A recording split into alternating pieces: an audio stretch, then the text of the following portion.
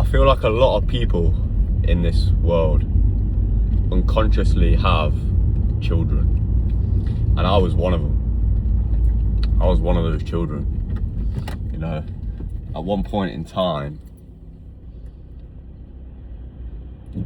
my mum and father decided to unconsciously have sex and create me, and here I am 32 years later looking sexy as hell, or should I say heaven, living life.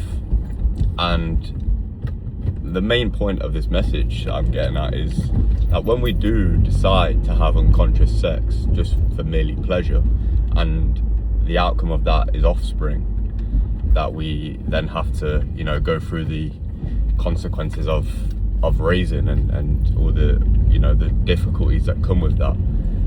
If we are in a stage of our lives where we do have, you know, have that unconscious experience with another person, and you know, and it's just about the pleasure, and we are caught in vices and habits such as drinking and smoking, like my mum and father was when they had me, then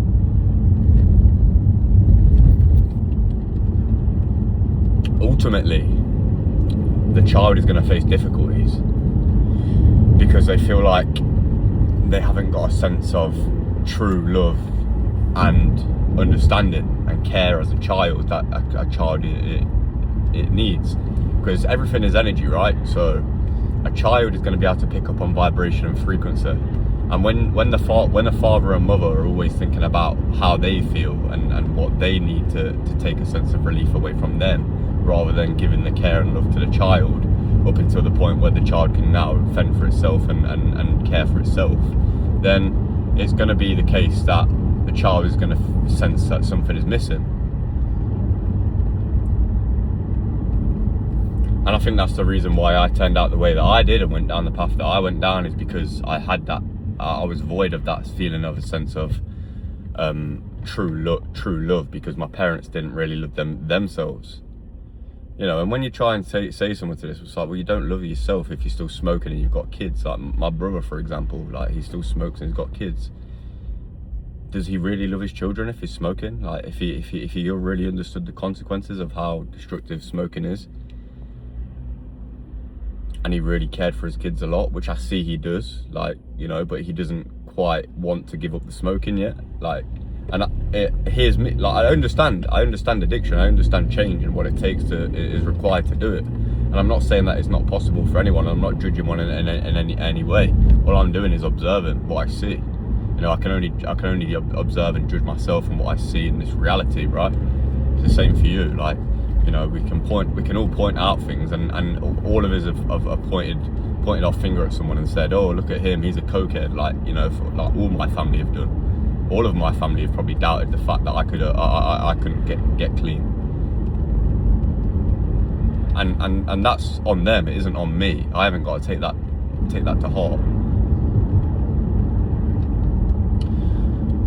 So yeah, when I was, what I was getting at basically is just that, you know, unconscious experiences when it comes to, you know, raising children in the world. Like I see it in a lot of my friends as well, you know, still smoking weed when they've got kids, and the weed is on the forefront of their mind.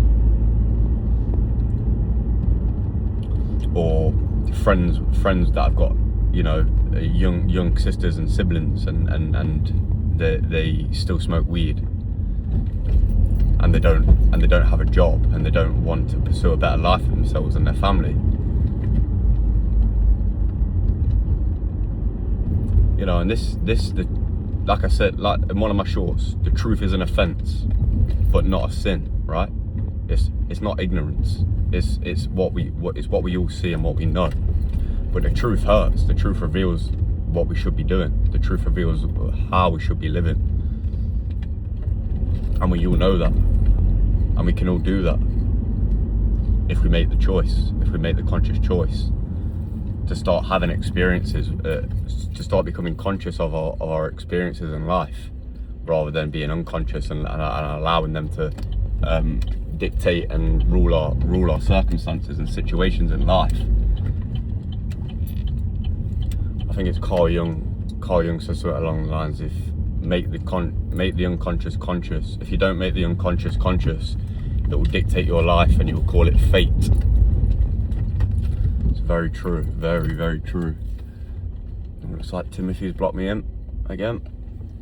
Ciao, people. Bless.